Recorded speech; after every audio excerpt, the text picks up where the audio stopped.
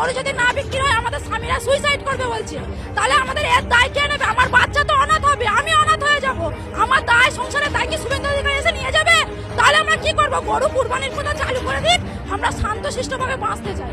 ওদের কুরবানিটা ওদের করতে দাও, আমরা বাঁচি। মুসলিম বা তারাও হিন্দু, তারা তো মিশছে একসাথে, আমরা তো একসাথে আছি। তারা কোনোদিন দেননারি করেনি কি কারু আমাদের গলা ধাক্কান দিইনি। ওদের কুরবানিটা ওদের করতে দাও, আমরা বাঁচি। ওরে কাকে বলো? শুভেন্দু অধিকারীকে বলো। আর না তো এসে ওকে গোবর ফেলতে বলো, গোবর ফেলতে বলো। গোবর ফেললে তাহলে বুঝতে পারবে আমাদের কি অবস্থা। আজ আমার স্বামী ভ্যান কাটে, আমি ব্যবসা চালাই, আমি খাটালে সব কাজ করি, বলি না আমরা সুবিধে সবকিছু পাবো।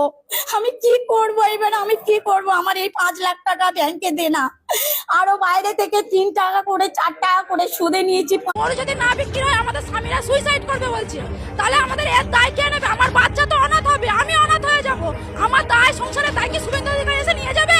তাহলে আমরা কি করব? গরু কুরবানির কথা চালু করে দিক, আমরা শান্তশিষ্টভাবে বাঁচতে চাই।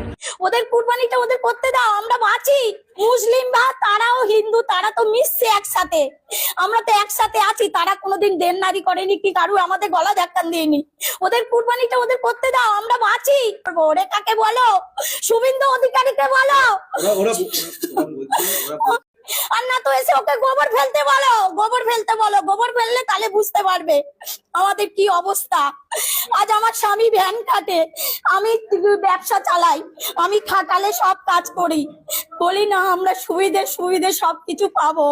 আমি কি করব এবার? আমি কি করব? আমার এই 5 লাখ টাকা ব্যাংকে দেনা, আরো বাইরে থেকে 3 টাকা করে 4 টাকা করে সুদে নিয়েছি।